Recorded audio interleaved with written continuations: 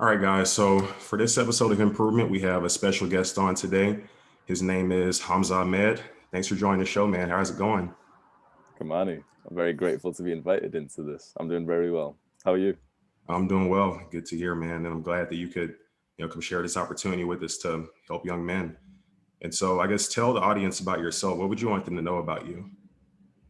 So, I have a self improvement YouTube channel aimed at young men, usually the guys who are stuck in that pretty depressive period where they know about self improvement, they know about working hard, they know that they should be going to the gym and meditating, and they just don't seem to do it. They know what to do, but they just don't do it. And the reason why they don't do it, which we'll probably get into here, is because of those addictions, the instant gratification, the easy dopamines that we're all just hooked on in this modern day. Right. I definitely agree. And so I can say, my own personal story. There were different catalysts that went along in my life that resulted in me eventually getting into personal development myself, and then others that eventually led to me starting to craft content. If you don't mind sharing, what would you say got you into personal development? What made you start, I guess, your journey to be a better man? Trying to get women. 17 years old, horny as fuck. I saw the videos of the guys with the six packs and they were taking their shirts off and they were getting all the girls. And so, at least for me, my self improvement started with just lifting weights, just wanting to look good to try and impress some girls. And it stayed like that for a couple of years. And so, hopefully, with some of the things that I teach online, I try and like speed that time up for the guys because it wasn't very efficient. And I know that that's something you've discussed as well. Yeah, I mean, it's definitely understandable. Honestly, I say it's probably the reason why the majority of guys get into it. That's really probably the biggest incentive, at least starting off whenever, guys don't get really deep into it. Because I know when I first started, that was definitely one of the main things driving it in the back of my head. And I would say that once I really started to learn more about myself and see, how it could really upgrade your quality of life just overall, doing these different things to develop yourself. That was when I kind of started to have that shift. But at least when I first started, that was definitely a big part of it. And so, what type of content would you say that you listened to when you first got into personal development? At first, it was entirely in the fitness niche. It was Hmm. learning all the basic stuff about the workouts and the macros. And then I dove a little bit deeper into the aesthetics, where it wasn't just now about the fitness, it was more about building the most aesthetic, the most attractive body possible. And of course, that was to attract women. And it was honestly a very, very beautiful physique, beautiful pursuit, because now, after about 6 years, I've built my dream physique. And yeah, I started it for women, but now I do it for myself, and I'm so glad that younger Hamza put in that work for me. And bro, judging by you, you look like you're in fantastic shape too. Did you Something have a like similar that. goal? I get by, I guess. I do a little bit here and there. Humble. Yeah, but you said 6 years, man. That's dedication. That most people definitely can't say something like that. I can say in my own personal experience, I didn't really start lifting until quarantine happened, actually. So I just graduated from school this past May in 2020, and so from there on, whenever I moved out for my job, I live in Houston currently. I started lifting from there, and so that was the first time I really gotten serious about it, doing the macro counting and all Mhm. that. And so I got some good results, but there are some pros and cons. Just being kind of new to it. There's different things that I didn't pay attention to that I probably should have. But I mean, right now I'm satisfied with my physique. And, some of it could be genetics too, because my dad is kind of the same way, or at least when he was my age. So that was definitely, I guess, another thing that is kind of similar between the two of us, where you talked about building your physique to try and attract women. That was another thing as well, where, I came to the realization more recently that I should be doing it for myself instead of necessarily doing it just to attract women, for my own health, for my own self image and that type of thing. So it's Mm. definitely a similarity that I can see. So that's a tricky point to try and help guys with, where we've went through this ourselves. We started for women, and so I've got a question for you. How would you now help a guy who's in our original position, who's doing it entirely for women? What would you say to him to reframe his mind? Whew, that's a tough question. What would I say to, I guess it would be my past self, a guy like me, to get him to the point to where he's not developing just for sake of getting women. Honestly, that's kind of something that's tough to just kind of sum up in like just a few words, like in a sentence or something like that. I can say that at least the realization came for me from having different life experiences and seeing how my own different constraints were limiting some of the success I was having in other aspects of my life. Maybe not just with women, but with career, with personal relationships, just in my own like mental health and happiness, that type of thing. That's what I would say. And so from kind of seeing that, and then also developing a purpose for life as well, that was when I started to see that you know, having that pursuit to where, really what these guys are doing is making the primary focus of their life, doing things to get women. It's pretty unfulfilling. And then from my own personal experience, I can say that, no matter what type of results you get, it never does seem like it's enough. And Mm. then even when you get that end result that you might want, which might be, sex from this girl or whatever, to date that girl, once you're kind of in the moment, it's really not as great as like you built it up to be in your mind. And so that's something that kind of just came from, getting some miles on me, I guess you could say, going through life and getting older. It'd be really, really tough to talk to a young guy and kind of give them that perspective, give them that, help them get into that frame of mind unless they actually experience it themselves. I'm sure it's possible to figure out a way to communicate it, but at least that's just how it's worked for me. That's not something that I've figured out yet to be able to help guys with, but it's definitely something I could work with. I'll write that down. Very, very well said. And so I'd branch off that. I'd say it is very tricky. I brought this up to my boys in my tribe in a little Discord server that we've got, and one of my admins said he agreed with the points I was saying, but he said, you know what? Would younger Hamza listen to you? It's like you are a guy who's got an abundance of water right now, and you're like to the thirsty guy, like, oh, bro, don't worry, don't. Water's not that important, bro. The thirsty guy's not going to know because he hasn't experienced it.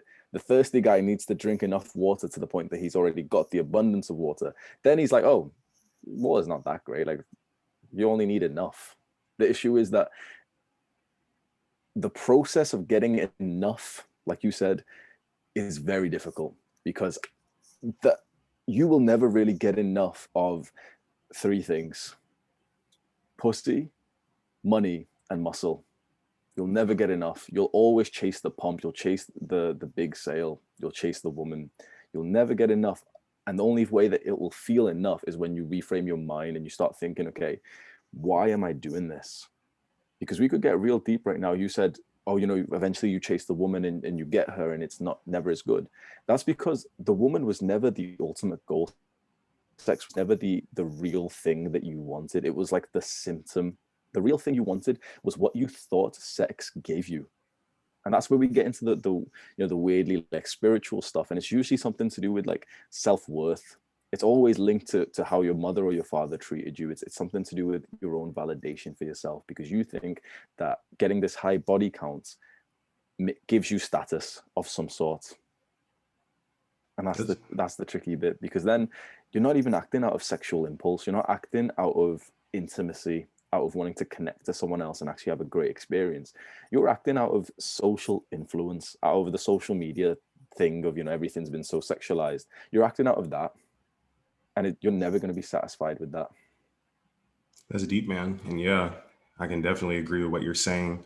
How it kind of gets to the point to where, yeah, you're right, where it's not the actual sex that really becomes the goal, but it's what you think will come from it. I guess that status, or building that ego, patching up that number that you're trying to build to, I guess, present yourself as this image that you're building in your head of who you are. And so, yeah, I can definitely agree with that. And I remember you touched on how you'd listen to my past episode about hookup culture, porn, social media, that type of thing. It kind of touches into something I'll say it's a little bit similar. Yeah. Where a lot of guys, I feel like, kind of base their worth in that. And it's kind of depressing, because even the ones that, are really just, running through all types of girls, even the ones that I know that I've talked to, they kind of say that, it's not, I guess, what they thought it would be, or they never did get that feeling that they would expect from it. And I guess that's kind of ties into what you were saying about how it's something that's a little bit above that, about how it's supposed to, fill some sort of void, and it's really not. And so, I guess that's kind of where purpose comes into play, to where it's supposed to fill that gap. And so that's really been the toughest thing, I'd say, in making the content and just talking to people that I know about it and trying to help making it to where people can make that realization. But I guess that's a work in progress. Still trying to find a way to do that. Mm. But you seem like a very knowledgeable guy, because it took me a few years to realize this, but the answer to that void, which we're patching up this void right now because of, we're doing it through sex. We're doing it through the body count. But that's like a band-aid patch over it. It feels good temporarily. It's that instant gratification that, oh, your number counts up and you get to tell your boys, and you hopefully one of your boys saw you get with that girl as well for more social validation. But the hole gets permanently filled through purpose. Purpose needs to be on the pedestal, not women. And I love that that's something that you've been drilling in your podcast. Right. And so, I guess once guys can make that jump from making the focus women to making the focus the purpose, I feel like it's transformational in your life. Because one thing I can say is that whenever I made that transition from, making every weekend about here, let me see about going to these clubs or these bars, whatever, to go talk to girls or whatever, instead of revolving all my free time into things that I was doing and maybe what I was buying or wearing around attracting women, once I started living for me and not looking for that validation from women, that was when I became a whole lot happier, I would say. And so that's really just like the trap that I think a lot of young men fall into, and they let that eat them up, and it gets to the point to where they're not even being authentic to themselves anymore. Well said. So do you feel like a young man in this position, do you feel like it's mostly due to outside influences? Because I think your mindset seems to be it's about like the social media and the sex sales media and porn that induces this into young men. So I think some of it is definitely part of our nature, just being men. So I think that definitely has something to do with it.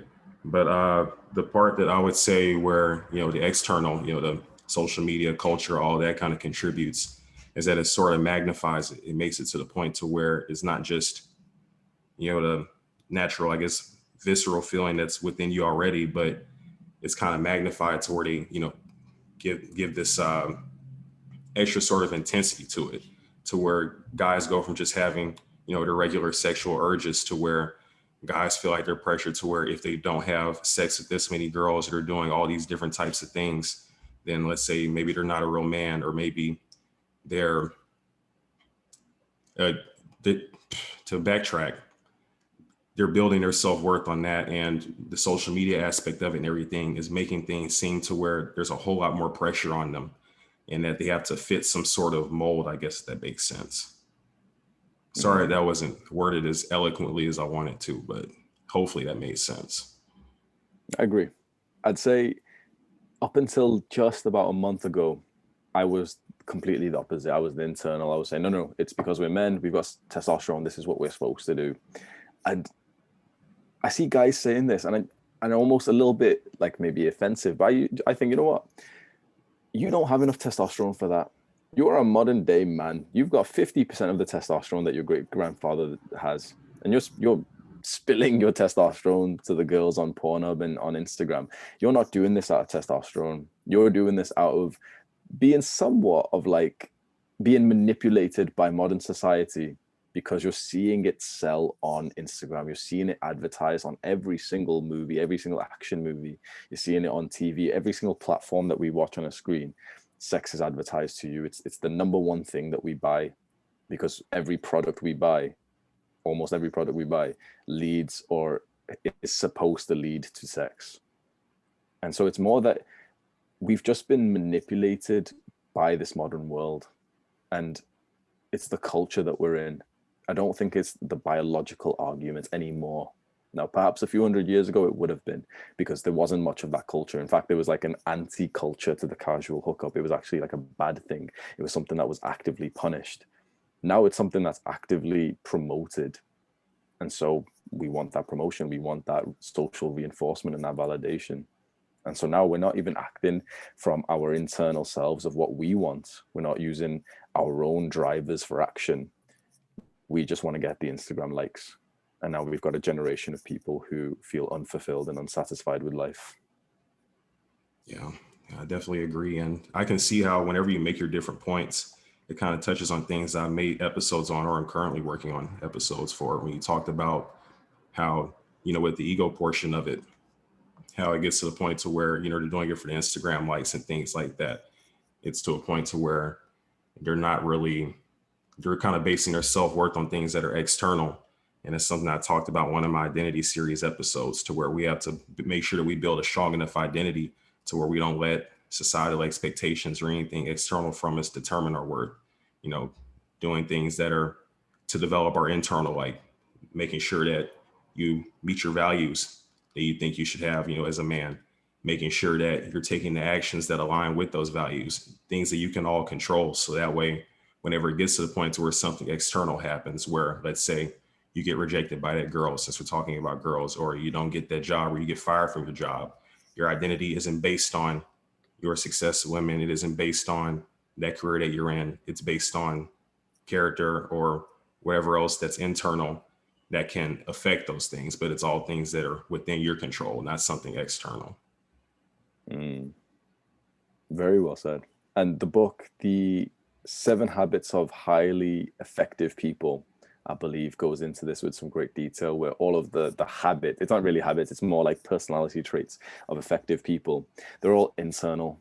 It's all about using your internal drivers to motivate your actions and being very, very critical and introspective to make sure that outside influences aren't changing how you react to the world.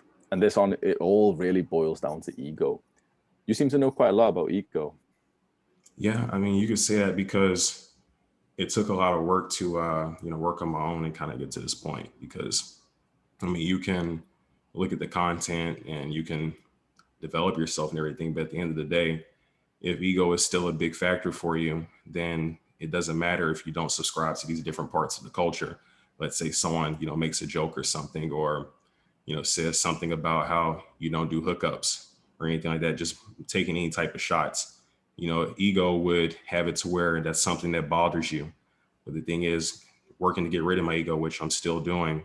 I'm not, I'm a work in progress. I'm not perfect or whatever, but working on my ego made it to the point to where I could be confident in what I was doing, confident in myself, and actually know that my work isn't based on those things they might be judging me on, since I'm moving in a different way, since I have different priorities.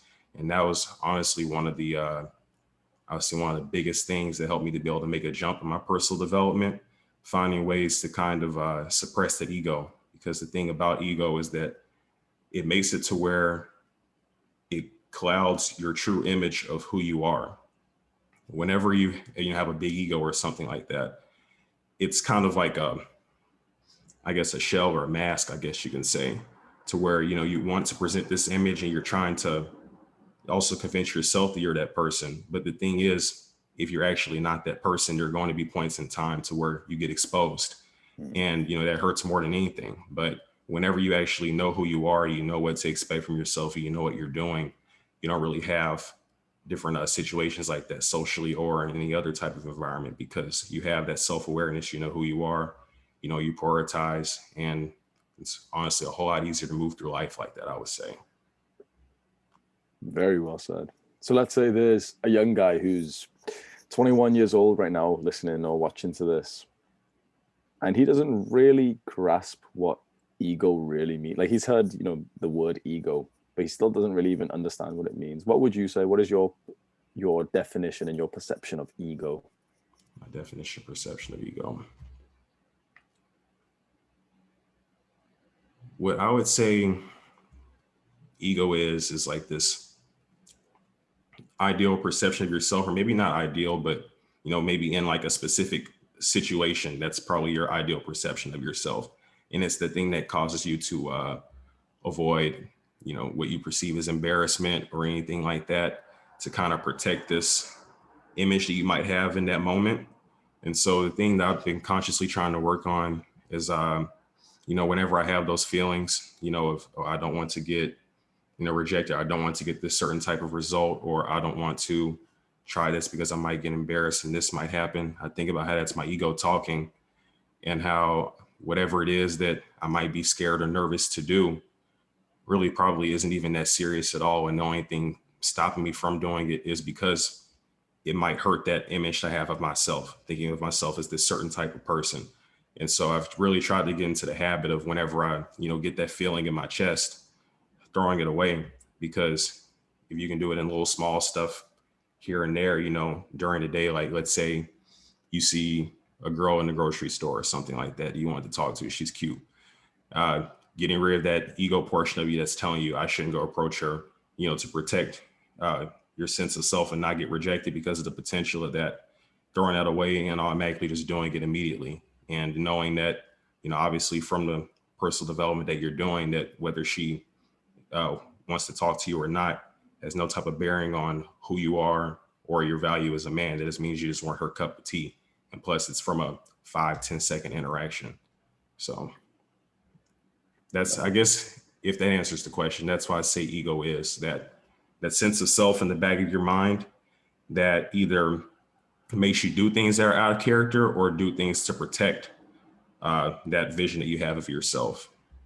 Kamani, I'm very impressed. That was a fantastic answer, especially the approach, because this is actually, I literally just had a call before this podcast that we're doing now of a guy asking of advice on approaching the standard stuff of, approach anxiety. And that's probably one of the best answers you could give someone who's wanting to get into approaching. They understand it's a skill, and it's probably one of the most important skills you could level up as a young single man.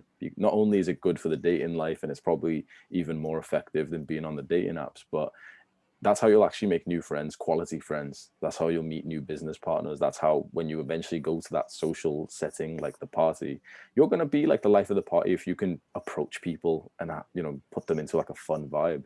And that's so nice what you just said, that our ego will get hurt by it. Our ego is so fragile that when we're going to go up, we literally get real symptoms of anxiety because of that.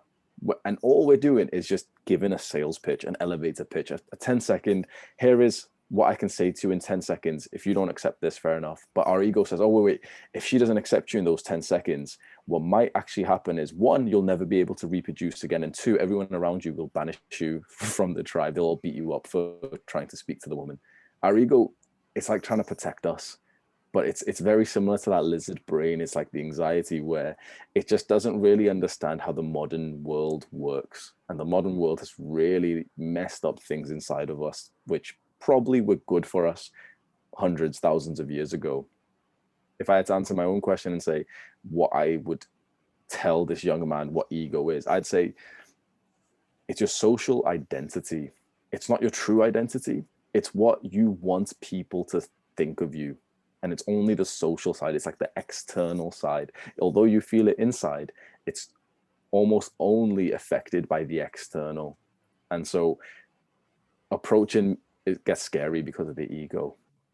Pride is a problem because of the ego. Pride's actually not even a good thing. It took me so long. You probably maybe have had this mindset. Most guys would have this mindset that the pride's fantastic. You'd like to be a proud person. It took me so long and a bunch of books to realize that pride is actually almost like a virus. It's actually something that stops your growth. And that's because pride fuels our ego. And a skill that I've recently learned is humility. And humility is what destroys the ego. If, the topic of this podcast is somewhat about the sex scene and the casual hookups and that being fueled by ego, humility will reduce that for you. You must have the humility to say, you know what? I don't think I want to sleep with tons of girls. The boys are going to laugh at you. They're going to call you gay, and everyone's going to find it weird that you're a young man, and they're going to say, "Wait, are you gay? What's wrong with your sex drive? Does your dick not work?" The guys are going to say that to you. You have to take that humility to break the ego, because the ego is, oh yeah, boys, I've slept with 17 girls last week. What about you, mate? Oh no, I'm on 700 from. That's the ego. And it's fueled by that social identity of trying to sleep with the girl and making sure that all your boys watch, posting a little sneak picture of her on your Snapchat story, just because you want everyone to watch and fuel your social identity. Right. And when you put it that way, I really like that social identity, how you made it that concise. And I guess that pretty much sums up what I was saying. And so I like that you came up with like a term for it. And so I'll have to write that down to use that. But also to touch on something else that you mentioned, you talked about the lizard brain. And so for people who aren't familiar with that term, could you touch on that a little bit? I know you did already, kind of giving an idea, but could you explain to the listeners what the lizard brain is? Of course.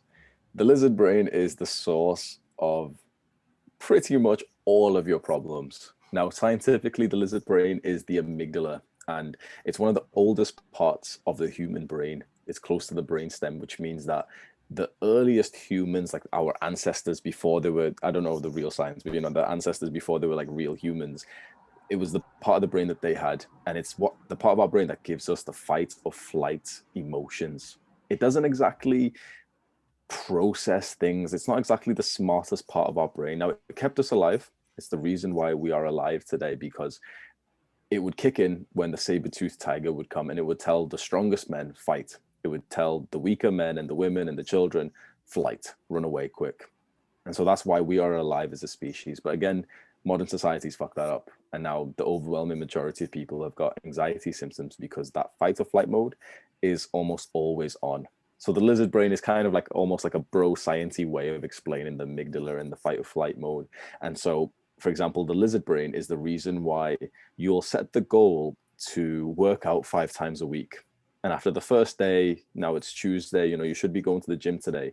And just somehow it's like your brain just very cleverly just convinced you to not go today. You had the plan to go, and then you're like, oh, but wait, but it's raining. Or you know what I could do is I won't go today, and then I'll do 2 workouts tomorrow. You'll say something which sounds so clever and it's so realistic, or it's about the diet for a lot of people. It's like, oh wait, I'm supposed to be dieting, I'm supposed to be losing weight. Wait, what you could do? You could eat all that chocolate and then just eat less tomorrow. Just eat it all quick because you'll feel so much more comfortable. The lizard brain is the reason why you hear your voice in your mind, which actually goes completely against your goals. And we won't go into with probably too much detail, but quickly, if you're listening to this, you're interested in this, the way to reduce the lizard brain's effect is through meditation. Meditation reduces the size of the amygdala and makes the prefrontal cortex bigger. And that's the part of our brain that we want bigger. So is meditating something that you've picked up recently, or have you done it for an extended period of time? It's been, so I started very consistently in May 2020. So it's been 11 months where I've perhaps missed about 10 to 15 days only.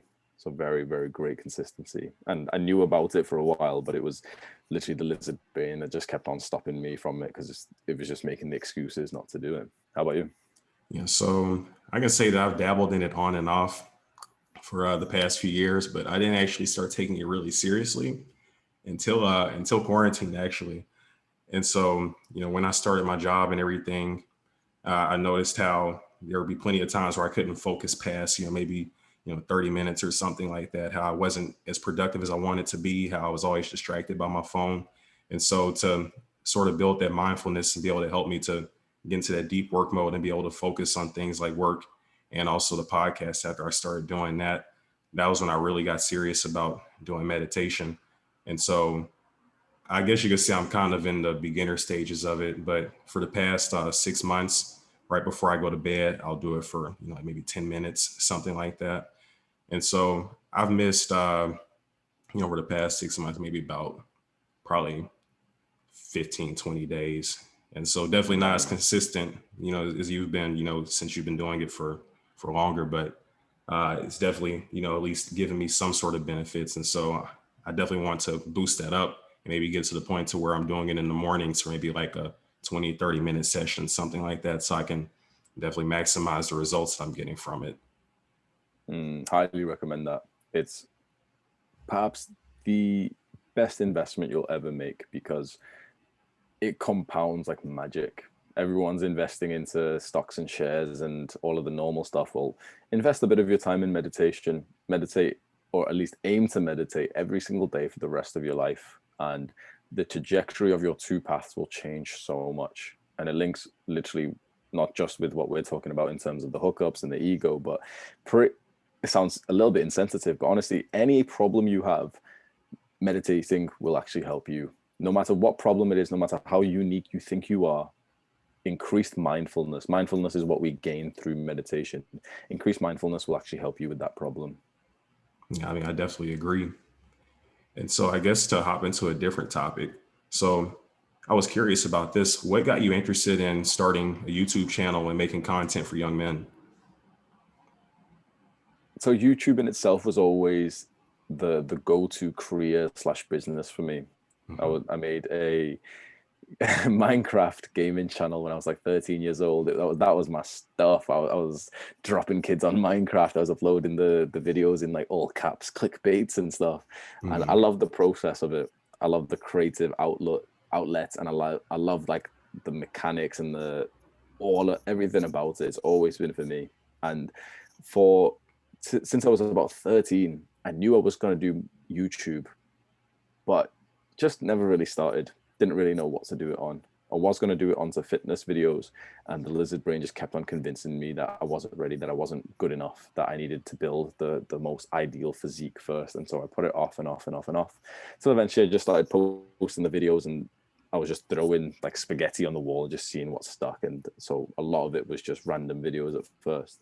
And I started to really, really pick up on the videos I'd make, which was somewhat about self-improvement and dopamine detoxing, getting away from normal life, trying to be extraordinary. And a lot of those guys were coming over, they were saying, oh, thank you, this video has really helped me. And then that's how I found the niche. And I created that into my purpose, which is now to help young men with their self-improvements, because I've been through it myself. And the process, once you've gotten the map in front of you, the process is quite simple. And so that's what the aim of the YouTube is for me.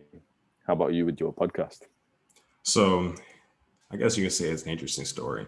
So the concept of improvement, or at least I would say the name anyway.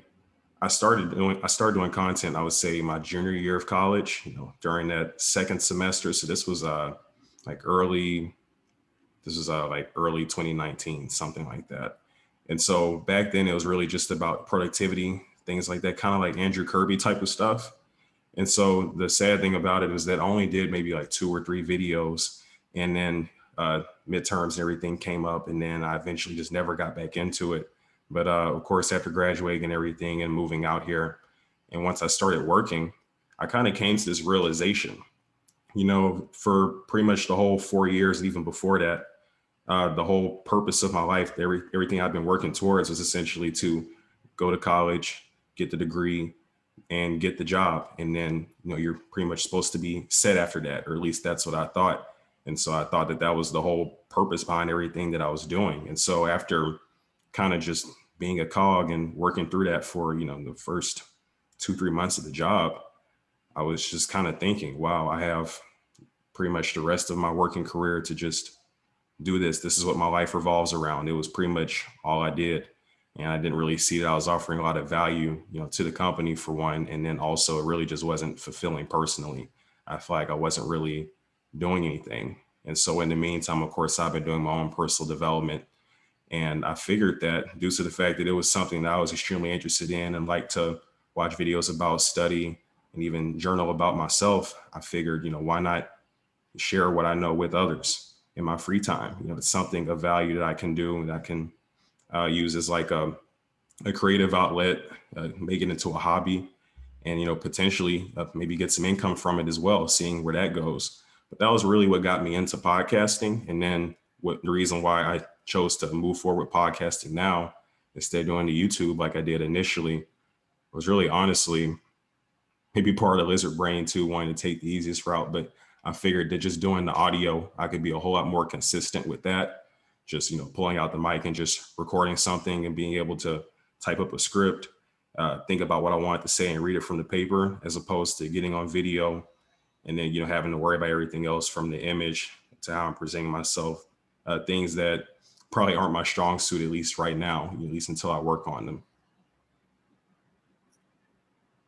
It's a fantastic niche to be in, because it's only going to get more popular and more necessary as time goes on. And if you if you're somewhat of one of the early beginners in this niche of specifically aiming self-improvement towards young men, as long as you don't quit, As long as you keep up some kind of consistency, I can expect your growth to just go massive, because what you're doing is well and truly needed. Yeah, I appreciate that, and I agree with your content as well. I know you've been doing it for at least about a year from what I've seen, and I see you've gotten some pretty solid growth on your channel, and so that's definitely the goal. Hopefully, well, at least I know that due to the fact that it's something I really like to do, I know that the consistency shouldn't be a problem. It's just a matter of being dynamic enough to be able to tap into those people that are looking for this type of content, finding ways to reach them and, be interesting and be a little bit, I guess, outside the box, you could say, from maybe other guys that are doing the same thing. And so I guess another question I would have is, what would you say it is about your content, or I guess the way that you move about creating your content, that makes you unique from other guys that are doing maybe personal development type of stuff? What would you say is the draw to yours, that to where your listeners listen to Hamza? A lot of the guys come and they say authenticity. They say that it was different from the other YouTubers they watch, because instead of wasting time, instead of building up a great pitch of how to fix your life in 24 hours, and then I'm like, okay, you watch the entire video. I'm not going to tell you what fixes your life in 24 hours, but if you buy my course, I will tell you. I've never really done that before. Like I did coaching for a while, and I would reserve talking about coaching to literally the last part of the video. And so it didn't ever feel like, hopefully, that I was ever trying to sell the guys anything.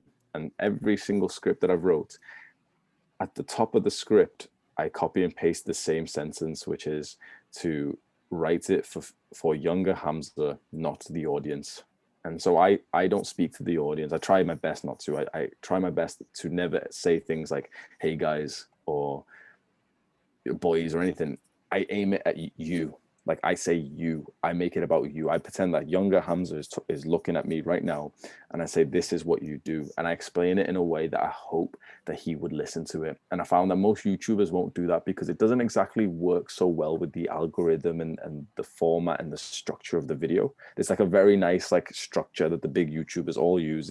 After you've learned it, it's kind of like you don't ever want to watch big YouTubers again, because it's always big hook, stay, some kind of call to action to stay till the end, huge storyline, drops in the story, eventually here's some of the value that you came for, and then here's the thing that you can buy to actually get what you came for.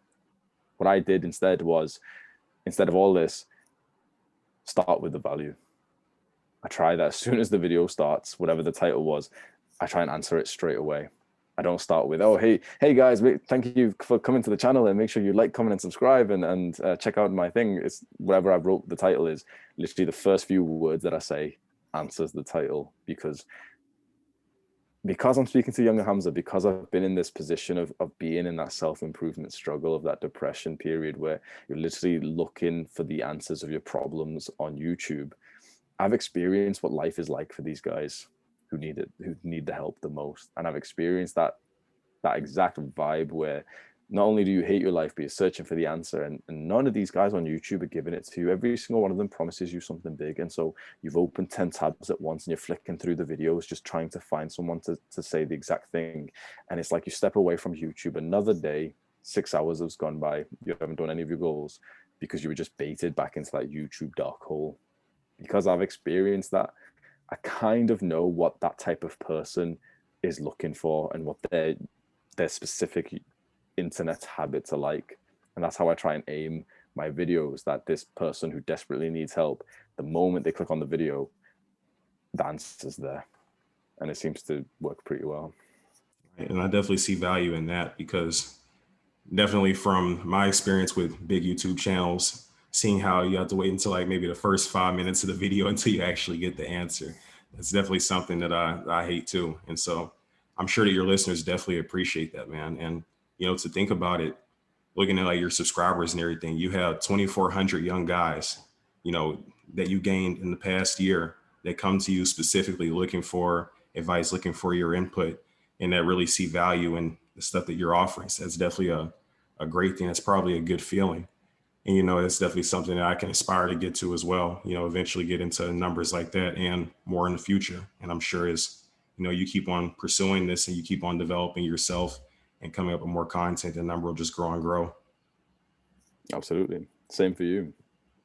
I've done quite a lot of research in the field of influence and leadership, and a lot of that ties into what you're doing.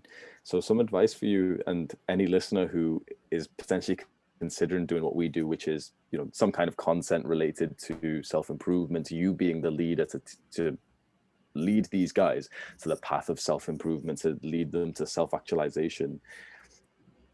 If you want to be the leader, if you want to help people, you most importantly, you have to be setting the example. Imagine the fat personal trainer.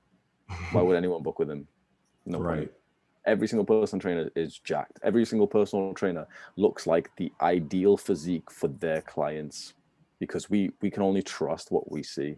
And so once you've started this, you might have experienced this yourself. Your self-improvement actually becomes so much more fun, because it's not just self-improvement anymore. Now it's like it's Himprovement. It's like you're literally, it's like your brand now. You're not just doing it for yourself. You're now doing it for every single person who's currently listening to you and every single person who would listen to you, because it's not just your benefit. Now you actually want to struggle a little bit. You want to have those negative thoughts and those limiting beliefs, because then that's what fuels your content to help other guys. Right. I can definitely relate to that, because there have been plenty of times where I guess you could say that lizard brain kicked in during the week whenever I had to work on scripts and I might not have felt like it or I was tired. But one of the things I would think about is, the feedback that I've gotten from some of the guys, just, the few that listen right now, about how they really appreciate the content and the value that they saw in it, and how some of the stuff was, different things that they never even considered. And so just thinking about that in the back of my head, that's one of the things that definitely motivates me to say, let me sit down and, crank out a few pages on the script and get this stuff done. So I can definitely relate to that. And then as far as that negative stuff that you talked about, like the negative self-talk or the doubt and different things like that, negativity can be a good motivator too. You can use positivity and negativity to be a motivator. And, I can say that, from experience, that probably was the strongest motivator for me, initially with personal development and then also with my own success in a lot of different avenues. But now it's kind of gotten to the point where I'm having more of those positives. And that's one thing I definitely appreciate about getting this experience to be able to create this content for young men. It made it to where I wasn't just all on one side and focused on the negativity, because I could feel that in my energy and how it was making me feel about myself whenever I might not have hit my goals. But whenever you let positivity fuel you as well, it's just a lot more fulfilling whenever you're going through the journey and also when you hit those goals at the end. Mm.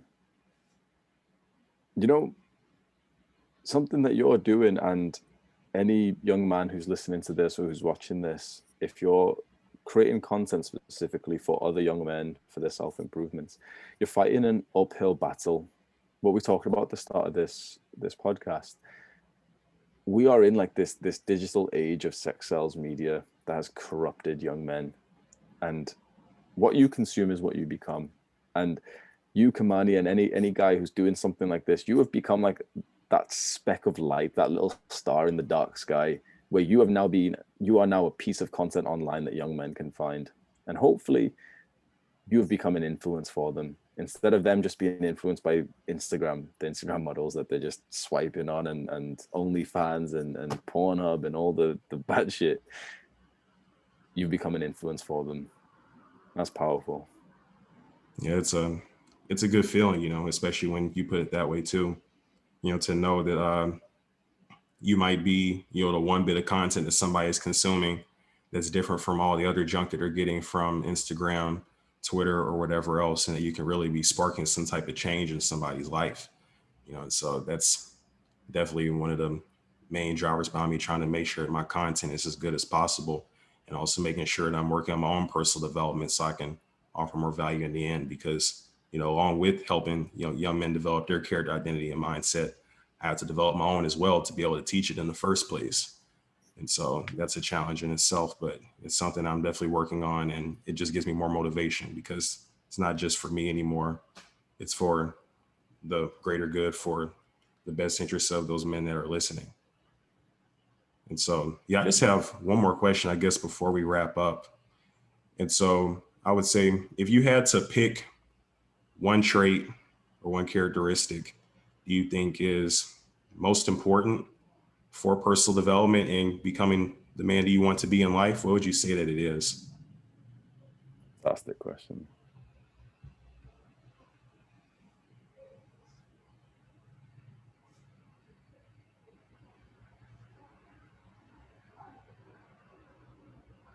Discipline. Discipline. What you want to be in your life, it's most likely going to be tricky. If you're the type of person asking yourself this type of question, you clearly don't want the normal life that doesn't require discipline. And any kind of hard work is fueled by discipline. And I wish there was an easy way to induce discipline. I wish there was like a quick fix to discipline. But honestly, the unsexy truth of it is that it's a skill, and that it's a skill that takes you years to level up. Just the more you do the hard work when you don't feel like it, the higher your discipline goes up. And it took me a few years to realize this, but this is why, those motivation videos that you see on YouTube, which say like, oh, start with making your bed. Start with making your bed. This is why they all suggest that, because when you make your bed, when you do something like that, which you don't feel like, specifically you do it when you didn't feel like doing it, you heard the lizard brain in your mind saying, no, don't do it because you're just going to get into bed later, or no, eat the ice cream, or no, skip the workout. Discipline is the habit of disobeying the lizard brain, and all of your self-improvement comes from that. All right. Well, that pretty much wraps What it would you up. say to that question? Oh, what was my answer? I would say probably accountability. And that's probably just from my own personal experience. The reason why is because I know one of the things that was definitely limiting me at the beginning of my journey of personal development was blaming, different outside things for what was going on in my life. And, in a lot of those cases, it was true that they did have an effect on what was going on in my life. But one thing that I had to realize is that once you take accountability, even though you might not be responsible for what's happened already, you can take accountability for the results. I can't change, what parents or teachers or, my environment, maybe at the moment when I'm a kid, but what I can do is I can control how I react to it, what I make from it.